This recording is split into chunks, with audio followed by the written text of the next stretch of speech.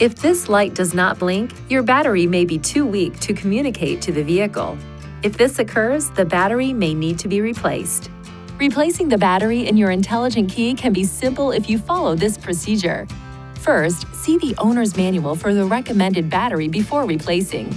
Next, release the lock knob and remove the mechanical key from the intelligent key. Place a cloth over a small flathead screwdriver and insert the tip into this slit. Now twist the screwdriver to separate the intelligent key into two pieces.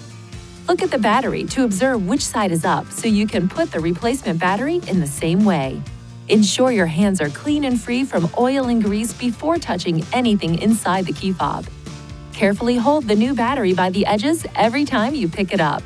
Remove the discharged battery while being careful not to touch the internal circuits or electrical terminals. Gently place the new battery into the intelligent key with the negative side oriented in the same direction you noted during removal. Align the tips of the two halves and then close the key fob by pushing along the edges.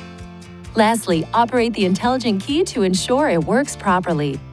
If you need assistance with replacement, it is recommended you visit a Nissan dealer. Please see your owner's manual for important safety information, system limitations, and additional operating and feature information.